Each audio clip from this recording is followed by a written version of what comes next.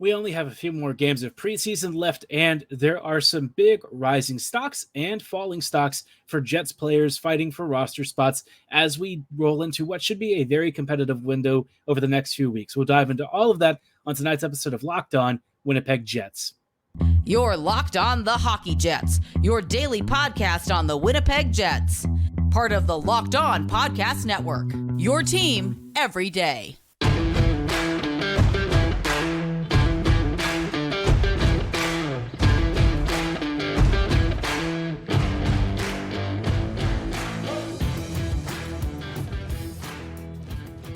Good evening, Winnipeg Jets fans, and welcome to this episode of Locked On Winnipeg Jets, part of the Locked On Podcast Network, your team every day.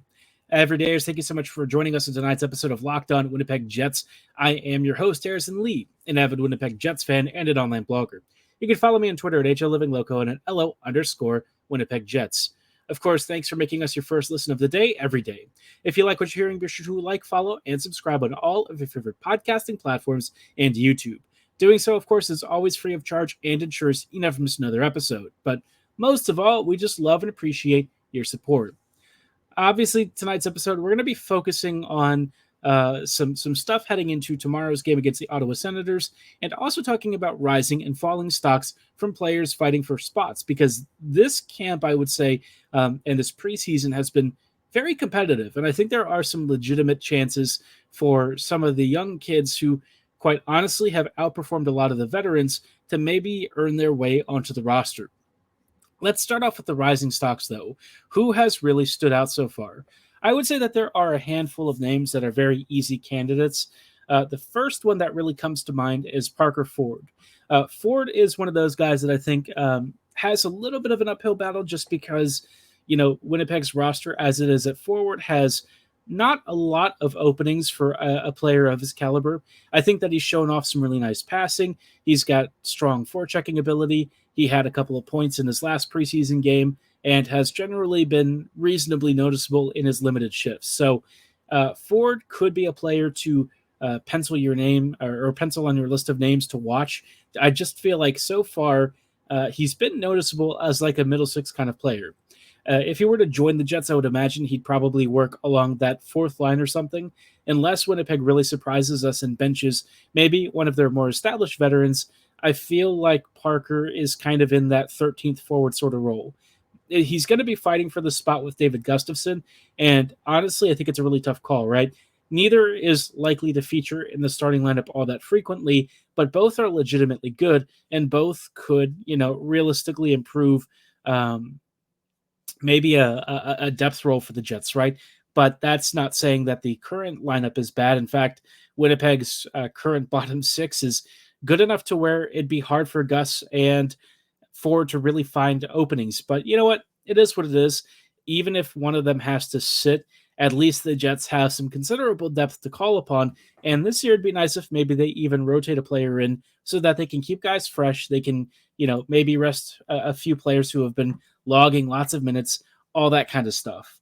Now, on the list of other players that I think are really rising in the coaching staff's book, I've got to say Heinola has really kind of led the way by example in terms of what he's been doing in possession of the puck, off the puck. Pretty much everything that you want from a two-way attacking blue liner, he's more or less done relatively well. I would say at times he was even the best player on the ice, dynamic in possession, creating good scoring chances, just really playing the role that I think a lot of us dreamed he could play one day if he were given a chance in Winnipeg. Now, there are obviously some blemishes to his game, and I think those are very obvious. We know that, one-on-one defensive matchups are not always his thing, and sometimes he will get out-muscled here and there. It's not like it doesn't happen, but I would say what you saw with him was, clever interference that didn't get called, good interior body positioning, forced turnovers, a couple of hard checks once in a while, and of course, the most important thing from him, which is his offensive creativity. There was a lot of that, and that's why his stock is rising. He's actually now found himself in Winnipeg's, I would say, relatively higher pairings. Obviously, they've been doing like a lot of different practice groups and stuff heading into tomorrow's preseason game, but Sandberg and Heinola are paired together, which is very interesting. Stanley and Chisholm are on the fourth pairing, at least from this morning. These are per Ken Wiebe, and these pairings did actually change throughout the day, but I think it gives you some interesting insight into how the coaching staff has evaluated these players. Now, Chisholm, I would say, is somebody whose stock is also really rising. I think the really tough thing for Declan is that there's only 6, blue line spots, and Heinola, I think, has outperformed Chisholm, though it's not that far apart. I think Chisholm has done enough to also deserve a real long look at a potential roster spot as well. But like I said, because of the roadblocks and impediments that exist with this roster, you're going to have to basically choose one or the other for now. And also, that might mean that Nate Schmidt kind of gets benched for a bit. You notice that the blue line pairings from earlier this morning, it's Morrissey DeMello, Dylan Pionk, and Sandberg Heinola. Now, maybe it was just because Schmidt's taking some maintenance, but, Heinola has been playing almost 30 minutes in some of these preseason games, and he's been used in all situations. That is Bones kind of giving Heinola a bit of an ultimatum, right? You either sink or you swim. And so far, I'd say he's got the 100-meter swim dash down pretty well. Chisholm, I think, has also shown really well to the point where legitimately he's got a chance to at least sit in the press box. I'd prefer that he is playing, though, somewhere. The problem is if if you send him down, somebody's going to claim him, and I would really prefer that not to happen. So the Jets need to make some moves. If it means letting Stanley go, I think that would be a fine enough decision, because obviously the most important thing is that you have your most talented prospects ready to go and to perhaps fight for a roster spot here over the next few years. In terms of other stocks that I would say are rising, I would say Morgan Barron might have a legitimate shot. I thought that he looked pretty good in camp so far. Nothing earth-shattering from Morgan, but he still looks dynamic, still looks strong on the puck, had himself a goal, just doing all of the detailed plays that I think we all have come to associate with him. He's one of those guys where you basically know what you're getting with him on almost every single evening. And you know what? It's actually been pretty solid. I'm happy with his game. I think that he has some legitimate finishing ability that hopefully he realizes this year, because he's always in the right areas and he does all of the hard work to score. It's just somehow, for some reason, the puck just doesn't cross the line. And it's baffling because he does almost everything else perfectly. But if he adds that scoring touch to his game this year, watch out, because he could have a big season, especially if you have maybe one of those fantasy keeper leagues or something. You've maybe picked him up as a mid-tier kind of player. I think with how that line has been going with Kupari and Nemesnikov, there's a legit chance that they cook this year, especially if what we've seen in preseason is any indication. They've got good chemistry. They have created some really dangerous chances, and I think it's only a matter of time before the points start to flow as well. Now, for all of these stocks of players who are rising, there are a few who are falling. I'll talk about who all of those players are and why they might be safe for now, but perhaps not in the future, in just a little bit. Before we go any further, though, I do want to shout out our friends and partners at DoorDash. Throughout the pandemic, obviously, DoorDash has been maybe one of your most relied upon services. You might know them for the folks who can help you get hot, fresh food delivered to you from your favorite carryout. But did you know that they can also help you get, that syrup that you're missing for your favorite pancakes? Maybe you ran out of coffee creamer. They help you with grocery delivery now. And you know what? You get what you want right when you need it. We all could use a little bit of a helping hand when it comes to groceries. I know restocking our fridge these days is not easy. Stores often run out, and DoorDash is here to help. You've trusted DoorDash with all of your hot meals and restaurant favorites, and now they give you groceries as well. They have easy substitutions right in the app and best-in-class customer support. DoorDash delivers groceries exactly how you want it. And when you sign up for the Dash Pass membership, you will also get a $0 delivery fee on all eligible orders. It's really easy. You can pick all the groceries you want straight through the app. And of course, they have a special offer just for you Locked On listeners. Get 50% off your first DoorDash order up to a $20 value when you use promo code LOCKED at checkout. Limited time offer. And of course, conditions do apply. Small ones.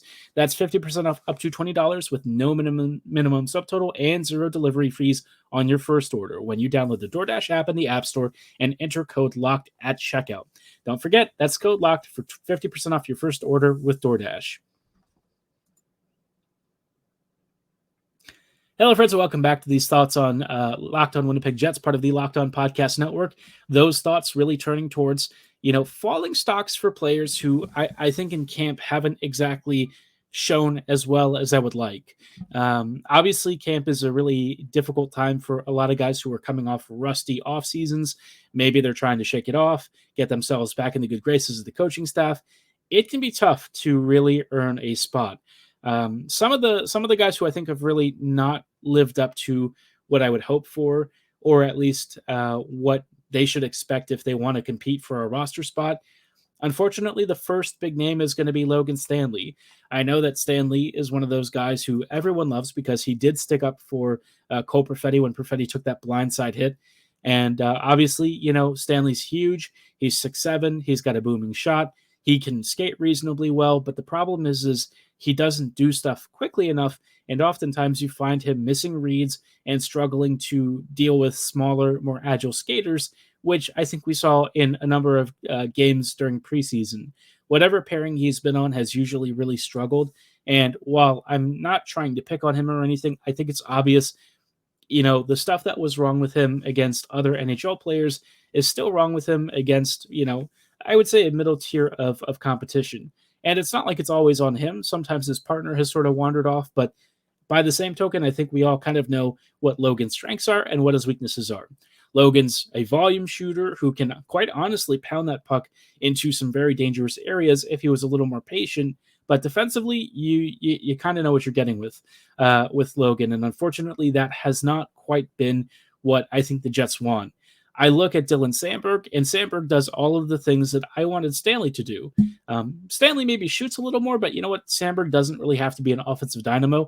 I think the main thing that you're getting with him is quality transition, a guy who can at least keep up, compared to some of the top skaters, and, a player who was so good in his own end that, quite honestly, he has led the way for the Jets in defensive impact. So, Stanley, he really is finding himself the odd man out. I think he's falling further down the pecking order on this roster behind Heinola and Chisholm. I think both of those guys have surpassed him already, and even if they really hadn't quite done so, I would say the time for that is near at hand. Stanley has not really improved during preseason, and unfortunately for him, he's fighting a really uphill battle with a number of the players who are currently ahead of him. Another guy whose stock is also kind of falling is Jansen Harkins, which is funny to say because Harkins was actually pretty good yesterday. Scored a goal. I thought he looked active and aggressive. I thought that he was shifty down low. But the problem for Harkins is that he's kind of in that stage of his career where he really needs to make the jump full time. And unless one of Winnipeg's forwards gets injured, I don't really see a role for him. You have Mason Appleton as maybe one of the likeliest candidates to get benched, but you know what? Bones really likes him as a PKer, and so long as the perception of Appleton is that he does kill penalties effectively, that's going to keep a player like Harkins out of the lineup.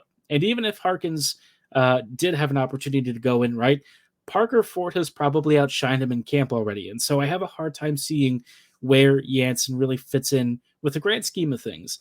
That's not to say that I don't think he has zero future with the Jets, but I feel like what he's asking for, maybe a more prominent opportunity to fight for a spot, to maybe join a team's middle six rotation, it's just not going to be in Winnipeg. The Jets are too deep. I think they have too many players that are sort of redundant in that area. And so a guy like Jansen, while he was internally developed, just doesn't really have that much of a track record in order to get a spot on this team. And I don't really know that he has an opportunity to earn more than that, because right now, unless somebody gets injured, like I said, there's just no real roster spots for him to see. So it's tough because he's had an okay camp so far, and I think he's actually been decent in preseason. But you know what? There have been other players who have matched his level of performance or maybe even exceeded it, and that is going to make them have the edge when it comes to Bones' final decision-making. So tough one for Jansen, but, he probably expected that this could happen. I guess the biggest question is, does he do it, with the Jets in the future, or does he maybe step away and go somewhere else?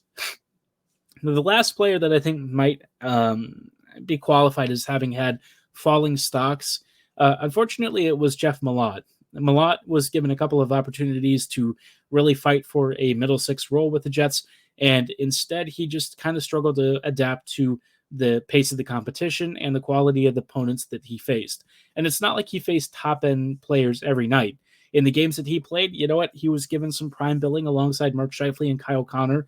Things didn't really work out. And, Malat is just, I see him as a quality AHL scorer, and that's probably where it ends, which is totally fine. The Moose could use more talent. I think we know that Manitoba's finishing over the past couple of years hasn't been ideal. So a guy like, Malat going back and using his skill and speed to cause trouble at the AHL level, I think that's totally acceptable.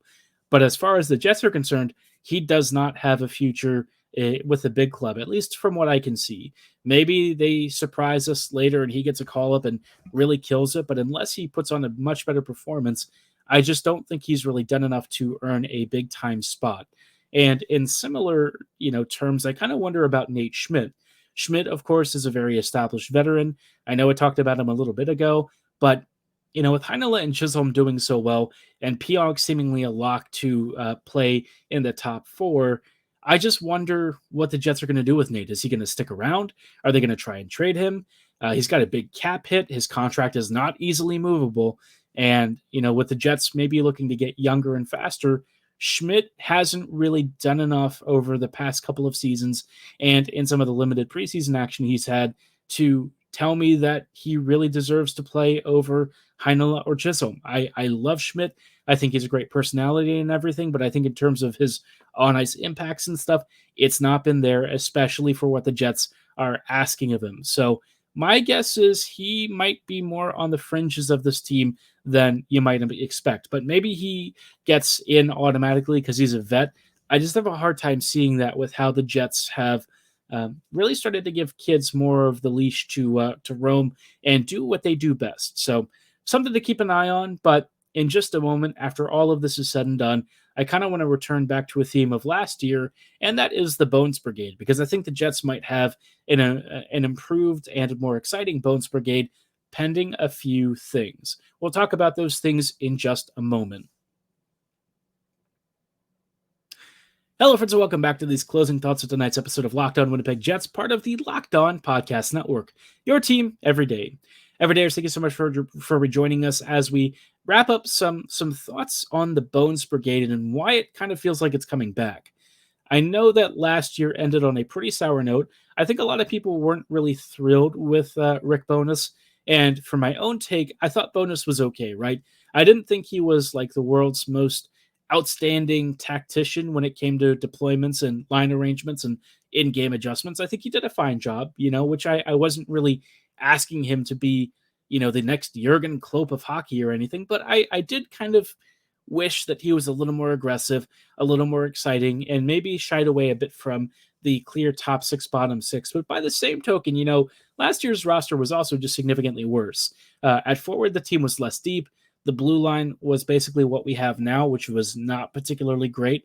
And while defensively, the team as a whole seemed to do pretty well, that those individual moments where Hellebuyck kind of got exposed were thanks to his, teammates kind of leaving him out to dry. So I'm starting to feel like the vibe around this team is changing again. I think the bitterness of last year definitely carried over into the, I would say, early camps, but then the Jets really pushed all of the core prospects through. I think that they really made players like McGroarty and Lambert and Milic the face of the future of the Jets. And I think that restored some of the goodwill. Not a whole lot, but some. Fast forward a few weeks, and I feel like after a couple of big preseason wins and some impressive showings from guys like Velarde, Iafallo, Chisholm, Heinola, of course, Kupari, really impressive so far. I think the vibe and mood are changing again. It seems like Jets fans are kind of, in I guess vibing with this team is maybe the best way to describe it. I wouldn't say they're in love with it, but I think they're vibing with the Jets. I think the mood is up. I think the optimism is up. And I think everyone's kind of looking around at the rest of the West and realizing that the Jets in the Central might have a legitimate shot to finish in the top 3.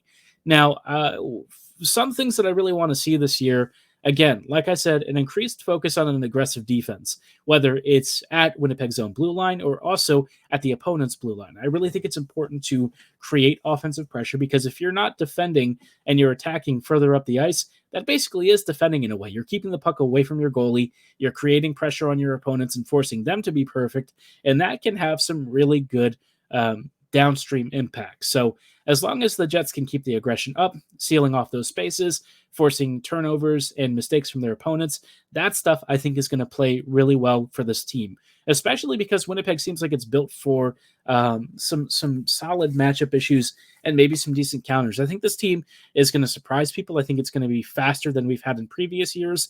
And while it will have some defensive frailties, I would say, on the whole, I think this team has the potential to be super fun. I also kind of wonder about the power play, because there were some maybe slower moments on the preseason power plays, but then you saw what Vilardi did down low with Kyle Connor, and you start to get a little bit excited again, right? That was the Stastny spot. That's also been Scheifele's spot at times, right in front of the net, creating chaos down low with either a quick pass or maybe a shot themselves.